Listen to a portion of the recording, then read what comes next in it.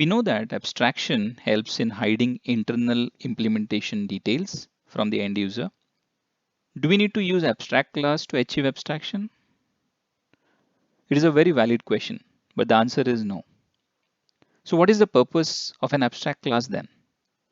How is it different from a normal class we have already seen?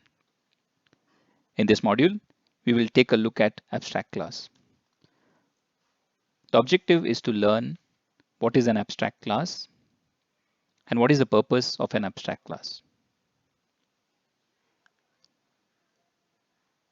On one hand, we need to provide a common interface, but a concrete implementation does not make sense in that common interface. Like the area method in the shape superclass, which provided a generic implementation. And on the other hand, subclasses like the rectangle and triangle will be incomplete if they do not provide concrete implementation of the area method. Rectangle and triangle classes may opt to skip overriding the area method completely, in which case the generic implementation provided in the shape class would be used if we had to invoke the area method, which completely does not make sense. So we have a situation here where shape superclass cannot provide a relevant concrete implementation, but rectangle and triangle should provide, but it is not mandatory. In order to handle such scenarios, it makes sense for the shape superclass to declare the area method without providing any implementation and enforcing rectangle and triangle subclasses to define the area method.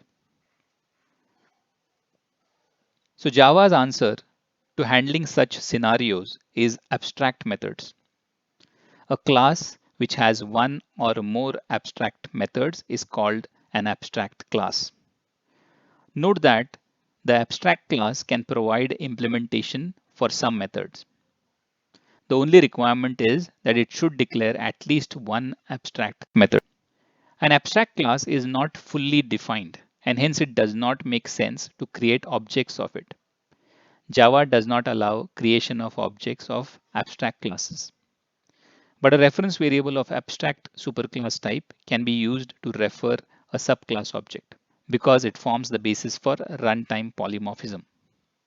Also, you cannot declare abstract constructors or abstract static methods. Any subclass of an abstract class must either implement all of the abstract methods in the superclass or be itself declared abstract. The example shown in the inheritance module is modified such that the area method in shape superclass is marked abstract because it cannot provide a meaningful definition. Once the method is marked as abstract, the class also needs to be declared abstract. Hence the class shape is marked abstract.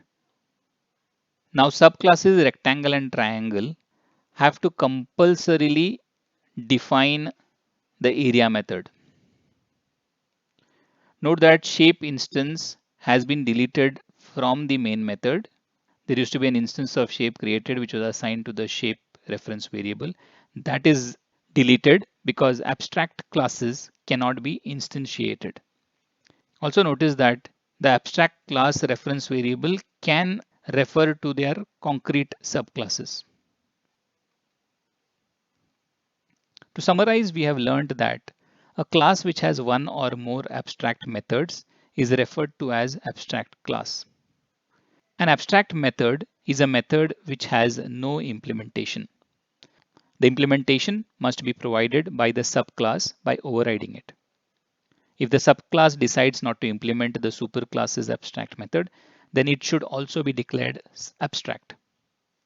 An object of abstract class cannot be created.